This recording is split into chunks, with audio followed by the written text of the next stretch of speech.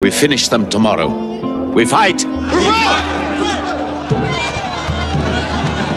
আবু সুফিয়ান নামক এক ব্যক্তি শেম থেকে এক কাফেলার সাথে 50,000 সোনার কয়েন এবং সকল ধরনের পণ্য সামগ্রী সাথে করে তারা রওনা দিল মক্কা নগরীর দিকে। কিন্তু এর মাঝখানে অর্থাৎ মধ্য রাস্তায় এক রহস্যময় ঘটনা ঘটে যায়। মক্কায় পৌঁছানোর আগে মদিনার এর পাশ দিয়ে সেই সময় যাওয়ার রাস্তা ছিল, তাই এই রাস্তায় যাওয়া তাদের জন্য ফরজ বা বাধ্যবাধকতা ছিল। এই সময় মদিনার মুসলিমরা এই কাফেলার লোকদের অর্থাৎ আবু সুফিয়ান নামক ব্যক্তির গোত্রদের তারা খুঁজতেছিল। এর মধ্যে একটা প্রশ্ন আমাদের সামনে চলে আসে, কেন মুসলিমরা এই কাফেলাকে খুঁজতেছিল আবার এই রমজান মাসে? আসলে বদরের যুদ্ধে 1 বছর আগে যখন মুসলমানরা মক্কা থেকে মদিনায় হিজরত করে চলে আসে, তখন তারা তাদের সাথে কোনো কিছু নিতে পারে না, শুধুমাত্র শরীরের পোশাক ব্যতীত।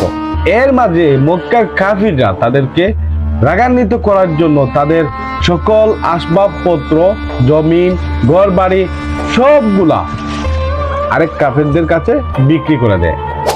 আর এই আবু সুফিয়ান এর কাফেলা সেই সময় ছিল ওই কাফের যারা মুসলমানদের মক্কা থেকে সকল আসবাবপত্র বিক্রি করে দেয়, তখন ওই মালগুলা সাথে করে নিয়ে যাচ্ছিল।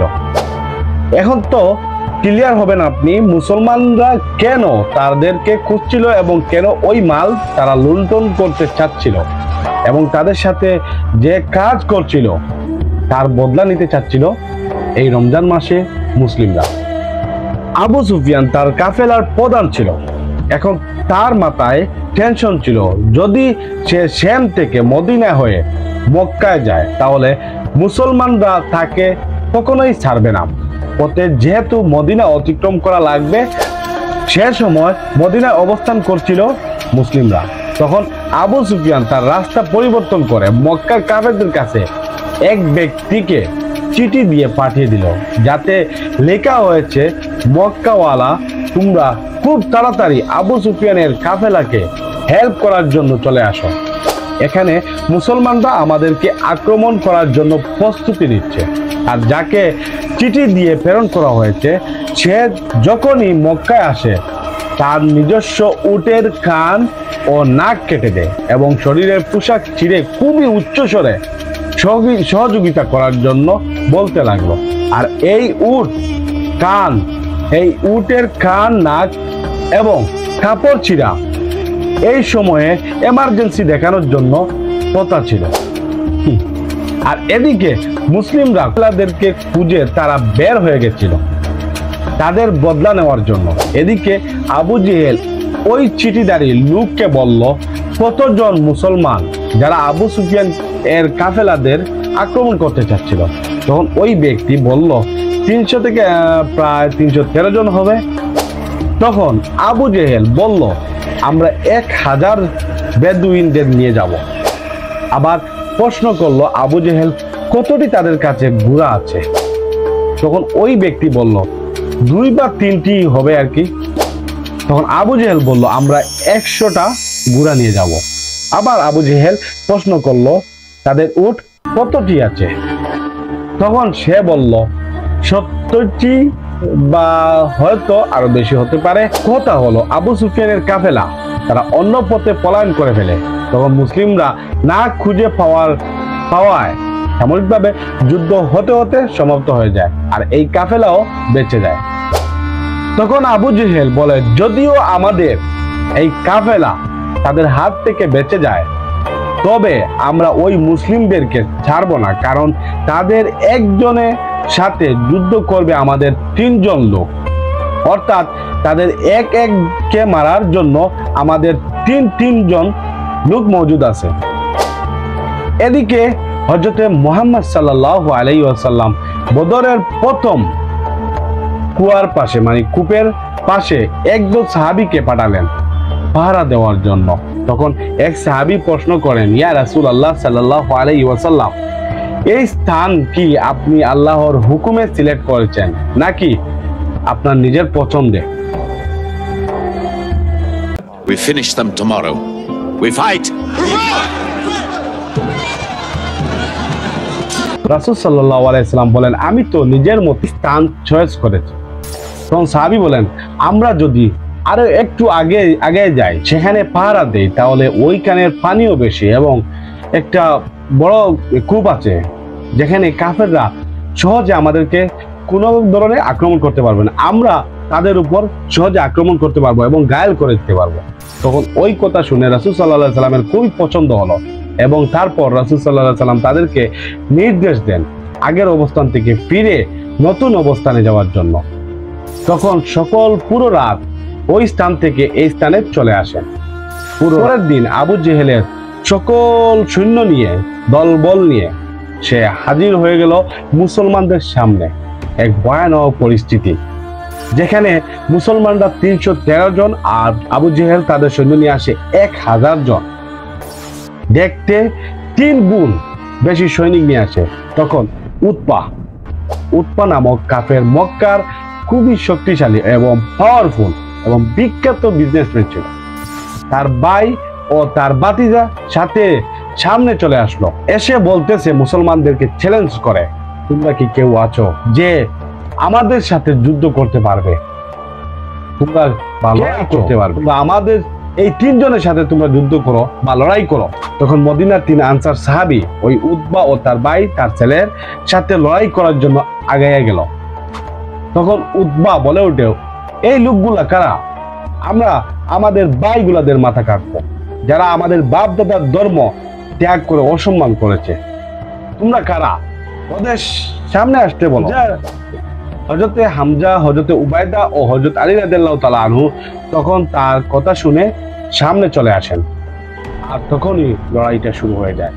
এই লড়াই বা যুদ্ধে প্রথমত হযরতে উবাইদা রাদিয়াল্লাহু তাআলা আনহু একটু আঘাত পান, কিন্তু কাফের উতবা, তার ভাই ও তার ভাইয়ের ছেলে সেখানেই মৃত্যুবরণ করে। কত পাওয়ারফুল ছিল আমাদের সাহাবীগণরা। এর মাঝে ইন্টারেস্টিং হলো, উতবা কাফের বিজনেসম্যান, এর ছেলে, একমাত্র ছেলে হুযায়ফা রাদিয়াল্লাহু তাআলা আনহু, তিনি ছিলেন মুসলমানদের সাথে যুদ্ধ করতে শামিল হয়েছিলেন। হুযায়ফা রাদিয়াল্লাহু তাআলা আনহু এর সামনে তার বাপ উতবা ও তার চাচাতো ভাইকে হত্যা করা হয়েছে, কিন্তু তিনি এক পাও পিছনের দিকে যাননি বা মুসলমানদের সাথে অটলভাবে যুদ্ধ করেন। তাদের ইমানি শক্তি দেখে আমরা আসলেই মুগ্ধ। এত পাওয়ারফুল ইমানি শক্তি ছিল যে তিনি নিজের বাপকে সামনে হত্যা করতে দেখতে পাচ্ছেন এবং তিনি ইমানি শক্তির কারণে তিনি এক পাও পিছনের দিকে যাননি। নবী করিম সাল্লাল্লাহু আলাইহি ওয়াসাল্লাম ও মুসলমানদের জানা ছিল কাফেরদের সৈনিক মুসলমানদের চেয়ে অনেক বেশি, তাই মুসলমানরা ডিফেন্স স্ট্র্যাটেজি বা রণকৌশল প্রস্তুত করেন। মুসলমানরা বলল, আমরা আমাদের জায়গায় আছি, কাফেরদেরকে উদ্দেশ্য করে, এখান থেকে এক পাও হেলবো না, তোমরা আসো আমাদের সাথে যুদ্ধ কর। এই কথা শুনে আবু জেহেল তার কাফেরদেরকে হুকুম দিল, তার সৈন্যদেরকে হুকুম দিল, তোমরা একসাথে এক দলে মুসলমানদের উপর হামলা করো। কারণ আবু জেহেলের ভাবনা ছিল 313 জন মুসলমানদেরকে 2 মিনিটে সে ফিনিশ করে দিবে আর সোজা তার বাড়িতে চলে যাবে এবং রিল্যাক্স করবে। এত সহজ মনে হলেও কিন্তু হয়নি। নিশ্চয় পরে খেলা দেখা বাকি ছিল না আবু জেহেলের। যখন একসাথে আক্রমণ করে যুদ্ধে তুমুল ভাবে হচ্ছে, দেখা গেল মুসলমানরা একজনের হাতে কাফের 5 জনের হত্যা হচ্ছে। তখন কাফেররা হতভম্ব হয়ে গেল, যোদ্ধারা পিছনে চলে যাচ্ছে, টেনশনে মাথা ফুরে যাচ্ছে, বলে আমাদের 3 গুণের সৈন্য বেশি নিয়েও তাদের কাছে আমরা পরাস্ত হয়ে যাচ্ছি। আর মুসলমানরা একজনও তাদের জায়গা থেকে পিছনে যাননি, এক পাও সরায়নি। কত মজবুত তাদের ঈমান। এদিকে মুসলমান প্রথম সারি যুদ্ধদেরকে মধ্যবর্তী সময়ে পেছনে সারিতে নিয়ে যাওয়া হয় এবং পেছনের সারির সাহাবীদেরকে সামনে নিয়ে আসা হয়।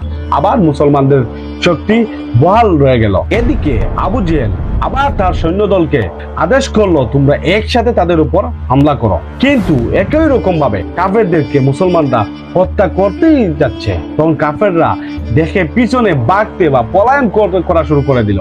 তখন মুসলমানরা তাদের উপর ঝাঁপিয়ে পড়তে লাগলো কাফেরদেরকে পলায়নের স্পিডটা হয়ে গেল প্রতি সেকেন্ডে 2000 কিলোমিটার। এর মধ্যে আবু জেহেলের লাইফটা দা এন্ড হয়ে গেল। এদিকে মক্কার কাফেররা বিজয়ের খবর পাওয়ার জন্য অপেক্ষা করতেছে, কারণ পিছনের দিকে তাকালে 60 বছর মক্কার কুরাইশদের কেউ কোনো রকমের যুদ্ধে পরাস্ত করতে পারেনি।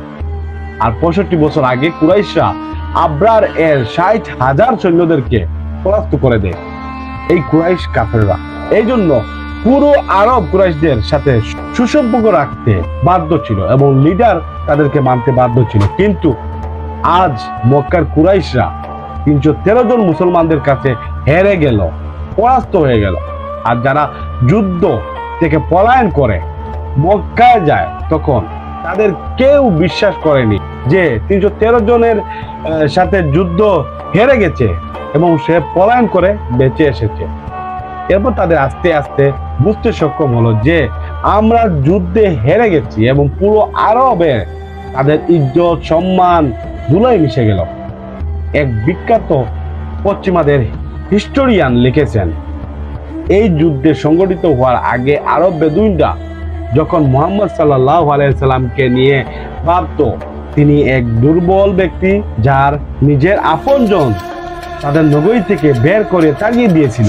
এই বদর যুদ্ধের পর মুহাম্মদ সাল্লাল্লাহু আলাইহি সাল্লামের এক বাদশাহ বা মিলিটারি জিনিয়াস ব্যক্তি হিসাবে পুরো আরবে, পুরো বিশ্বতে বিখ্যাত হয়ে যান, যিনি 313 জন মুসলমান নিয়ে 1000 কাফের কুরাইশদের সাথে যুদ্ধ করে তাদেরকে হারিয়ে দেখিয়ে দেন পুরো দুনিয়াকে।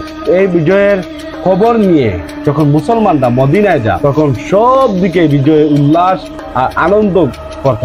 কিন্তু যখনই রাসূল সাল্লাল্লাহু আলাইহি ওয়াসাল্লাম নিজের ঘরে প্রবেশ করেন, তখন তিনি জানতে পারেন তার সবচেয়ে মায়ার স্নেহের মেয়ে রুকাইয়া বেগম আলাইহিস সালাম কয়েকদিন আগে বদর যুদ্ধের সময় পৃথিবী থেকে তিনি বিদায় নিয়ে, তখন রাসূল সাল্লাল্লাহু আলাইহি ওয়াসাল্লামের খুবই মনে আঘাত ও দুঃখ পান এবং তিনি ভেঙে পড়েন। এদিকে মুসলিমরা বিজয়ের উল্লাস জারি রাখার জন্য বা বহাল থাকার জন্য তিনি কাউকে তার এই দুঃখ কষ্টের কথা বলেননি বা জানান।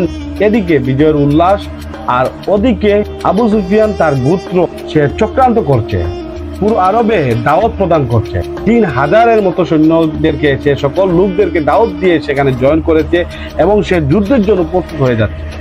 অলরেডি 3000 লোক, এর চেয়ে অধিক সংখ্যক লোক প্রস্তুতি নিচ্ছে মুসলমানদের কাছ থেকে বদলা নেওয়ার জন্য বা প্রতিশোধ নিবে বলে। এই জন্য এই উল্লাস বেশি সময় টিকবে না বলে রাসূল সাল্লাল্লাহু আলাইহি ওয়াসাল্লাম চুপ ছিলেন।